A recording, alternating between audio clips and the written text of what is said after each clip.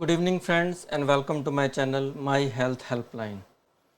So, today I am going to discuss one very important topic that whenever somebody gets relief from a drug given by the doctor, and many people save the prescription. अरे यार कितनी अच्छी दवाई थी, मेरे को खाते ही आराम आ गया, इसको संभाल के रख लेता हूँ, अगली बार जब ज़रूरत पड़ेगी तो दोबारा ले लूँगा। और कुछ चीज़ें जो हम रूटीन में नेगलेक्ट करते हैं और कई बार वो हमारे लिए जानलेवा हो जाती हैं। तो ऐसी ही कुछ चीज़ें हैं कि हम कुछ ड्रग्स ले रहे हैं, हमारे को बहुत अच्छा इफ़ेक्ट आया, हमने उसका प्रिस्क्रिप्शन संभाल लिया और लगातार हम उसको खाते जा रहे हैं। तो ऐसे ही कुछ ड्रग्स जो आपकी जानलेवा हो सकती हैं, किडनी ट्रांसप्लांट, लीवर ट्रांसप्लांट तक की नौबत आ सकती है। तो ऐसी क्या चीज़ें हैं, तो यही आज हम डिस्कस करेंगे। कुछ एनाल्जेसिक्स हैं, कुछ आपके स्टेरॉइड्स हैं, कुछ और इंजेक्टेबल ड्रग्स हैं जो कई बार हमारे को इतना अच्छा रिलीफ मिलता है कि हम उनको बिना प्रिस्क्रिप्शन के या तो इंजेक्शन लगवा लेते हैं या ड्रग्स मेडिकल स्टोर से लिया और उसको खा लेते हैं। कई बार क्या होता है, एक बार लिया, दो बार लिया, तो कई बार वो पेशेंट उसके आदी हो जाते हैं, हल्का सा भी कुछ हुआ दोबारा से ले ली, और इतनी सस्ती दवाई, एक छोटी सी गोली, और उसको वो बार बार लेते रहते हैं। तो ऐसे में कई बार प्रॉब्लम्स हो जाती हैं। कुछ एक ड्रग्स ऐसी हैं जो हमारे लिए बहुत ज़रूरी हैं, लेकिन कुछ उनके प्रभाव ऐसे हैं, कुछ उनके इफ़ेक्ट्स इतने फास्ट होते हैं कि वो एक आदत सी बन जाती है, पेशेंट उसको लेता रहता है, लगता है कि मैं जब तक इसको ले रहा हूँ मैं बहुत अच्छा हूँ, मुझे बहुत अच्छा लग रहा है, तो वो लेता रहता है। पर उसे ये नहीं पता कि उसके पीछे जो उसको उससे नुकसान होने वाला है वो कितना ख़तरनाक हो सकता है। कई बार कुछ पेशेंट ऐसे होते हैं कि वो दवाई लेते रहते हैं, उनकी किडनी ख़राब हो जाती है, उनका लीवर भी ख़राब हो जाता है।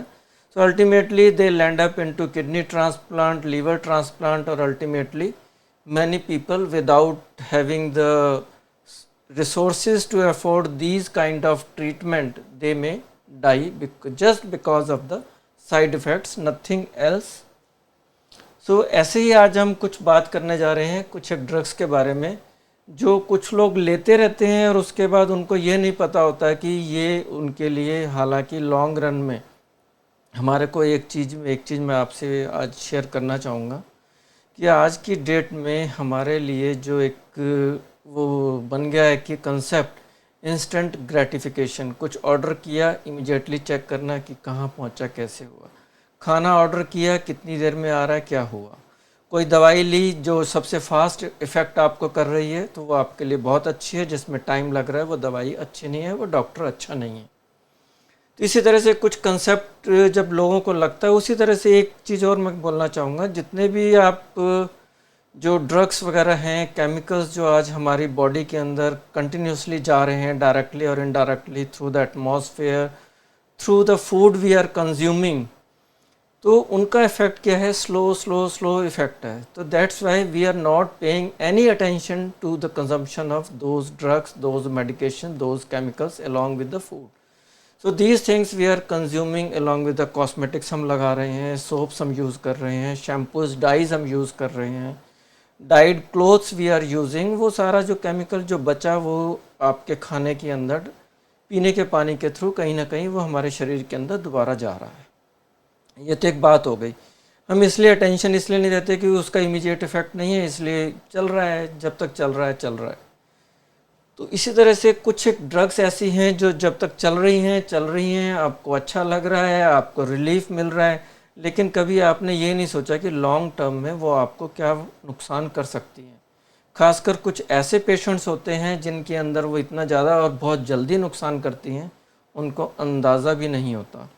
सो ऐसे ही कुछ ड्रग्स के बारे में हम बात करने जा रहे हैं। First is NSAID, non steroidal anti inflammatory drugs. So non-steroidal means these are not steroids, but these are analgesics which we are commonly consuming.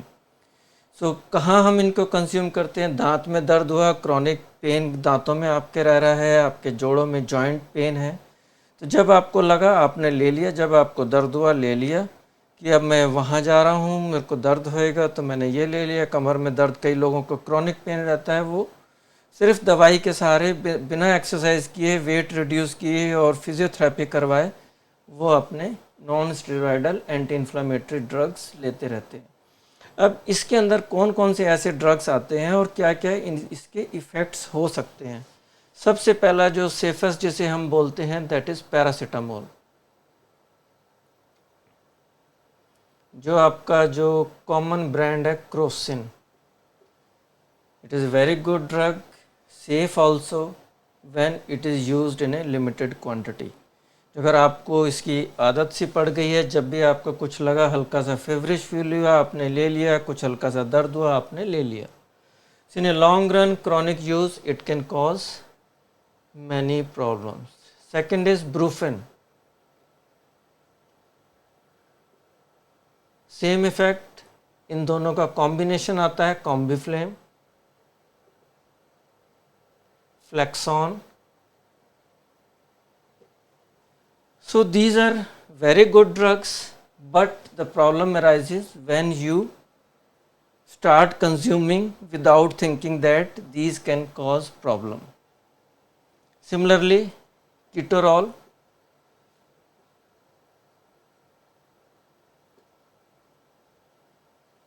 this is also non-steroidal and anti-inflammatory.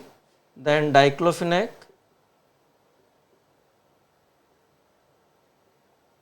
the common trade name is Voveron, very famous drug, injectable as well as tablet. So these are the, उसके बाद आपका आ जाएगा naproxen.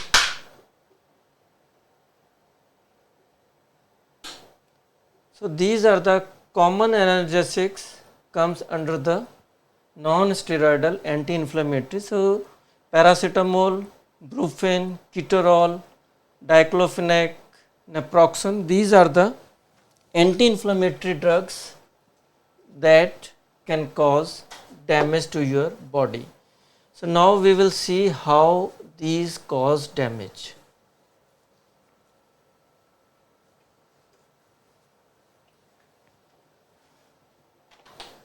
So there are two types of people available. One are the diabetics and non-diabetics.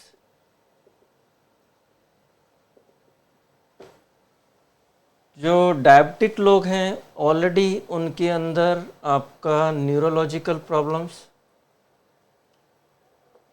And vascular,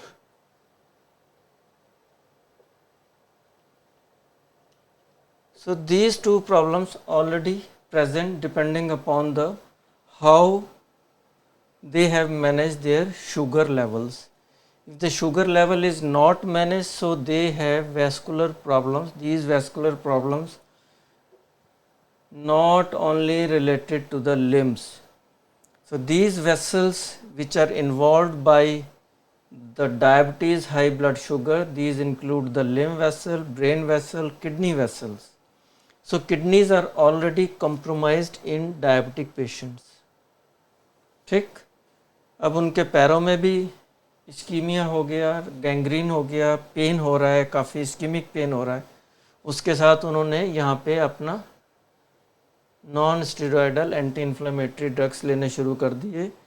pen chronic है, sugar control करने में interest नहीं है, infection हो गया। जब दर्द हुआ,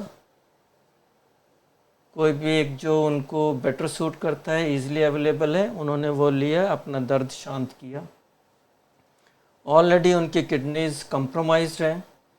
तो इन डायबिटिक पेशेंट्स के अंदर जो किडनीज प्रॉब्लम है वो बहुत जल्दी डेवलप हो जाती हैं। ऑलरेडी किडनीज पहले ही कंप्रोमाइज़ हैं, ऊपर से आपने non steroidal anti inflammatory drugs and ultimately what they chronic renal disease and then dialysis, renal transplant.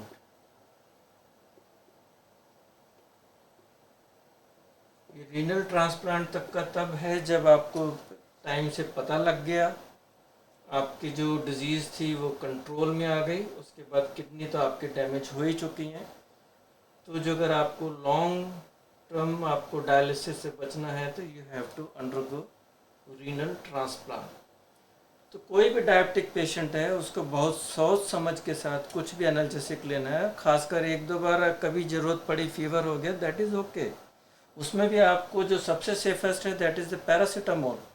Diclofenac, brufen वगैरह, these are more toxic as compare to the paracetamol. You should always consult your physician, your nephrologist before taking any kind of analgesics. There are many alternatives to non-steroidal anti-inflammatory, so they comes under the opioid group, and you cannot get the any opioid drug without the written prescription of the physician.